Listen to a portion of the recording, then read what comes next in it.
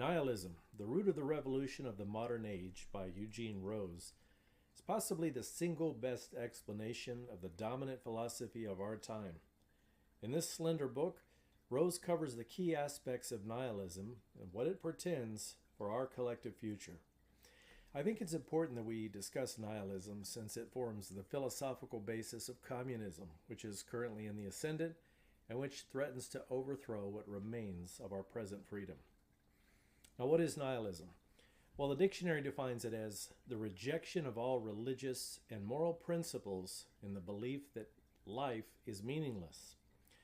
Rose provides even more color and defines it as, quote, a rage against creation and against civilization that will not be appeased until it has reduced them to absolute nothingness.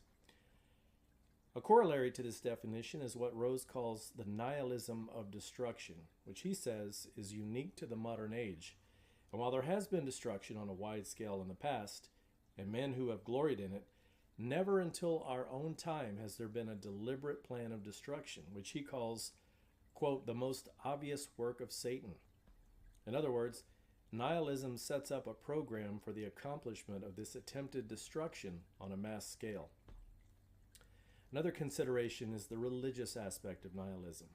Because God has placed into all of us the desire to search and seek for Him, we're always looking for ways to fill that so-called God-shaped void in our hearts. But when that void isn't filled with God, it will always be filled with material things, hence today's preoccupation with materialism.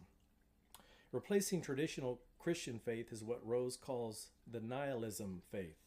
And he describes this as the opposite of Christianity. More succinctly, he calls it, quote, an attitude of dissatisfaction with self, with the world, with society, with God. It knows but one thing, that it will not accept things as they are, but must devote its energy to either changing them or fleeing from them. More than anything else, this explanation posits that the obsession in recent years of the political left, who are in fact driven by nihilism, with changing the present paradigm of morality and personal freedom and replacing it with the enslavement to the state. This brings us to yet another corollary of nihilism. If one believes life is meaningless, there is no God.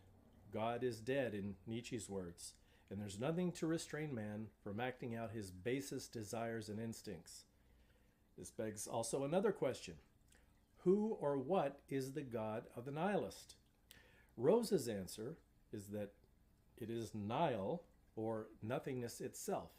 In other words, the corpse of the so-called dead, quote-unquote, dead God, which weighs heavily upon the nihilist. It also means the nihilist wills the world, which once revolved around God, to now revolve around nothing. But the vacuum in the human heart will not tolerate nothingness. And this is where nihilism ultimately takes a dangerous turn, as Satan now enters the scene. It also explains why many of nihilism's founding apostles, men like Bakunin, who called Satan, quote, the eternal rebel, the first free thinker and emancipator of worlds, while Nietzsche himself proclaimed himself the Antichrist. Then there's the French nihilist and socialist Proudhon, who actually invoked Satan in these words, quote, come to me, Lucifer, Satan, whoever you may be, devil, whom the faith of my fathers contrasted with God and the church. I will act as spokesman for you and will demand nothing of you. With the embracement of Satanism, nihilism is invariably accompanied by physical violence. Rose noted that violence is not merely incidental to the nihilist revolution, but a key part of its essence. What's more, Marxist dogma demands that force and violence be the midwife of every old society pregnant with a new one. And Marx himself insisted that so-called revolutionary terror be the means of hastening the advent of communism.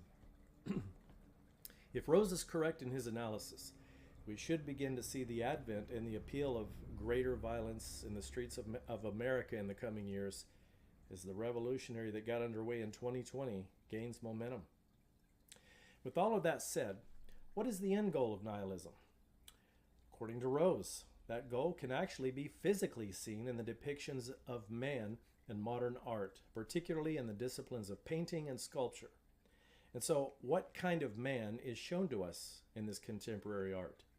Well, it's not man in the image of God, as pre-World War II art typically showed. Rather, it depicts so-called new man, of the new man of secular humanism, which is really no man at all. It has rather a subhuman, demonic appearance, a lower creature who has emerged from unknown depths, a depiction of which is shown in the thumbnail for this video.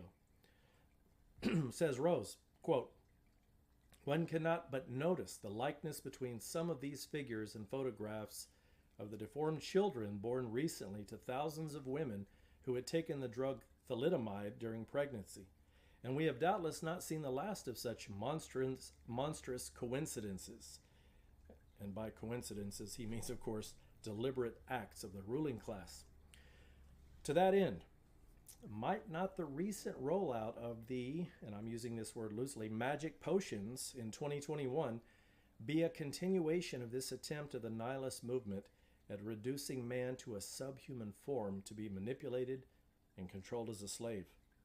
It's a troubling question to be sure, but one that will no doubt be soon answered. Now, what about the cure? Rose writes, quote, "Nihilism is, most profoundly, a spiritual disorder, and it can be overcome only by spiritual means, and there has been no attempt whatsoever in the contemporary world to apply such means." He ends his book by reminding the reader that the great and invincible truth of Christianity is that there is no annihilation. God may indeed be fought, but he cannot be conquered, and he can also not be escaped. His kingdom shall endure eternally, and all who reject the call to his kingdom must burn in the flames of hell forever. Thus, a return to Jesus Christ is the only cure for the great spiritual disease of nihilism. This is South Bay. Thanks for listening.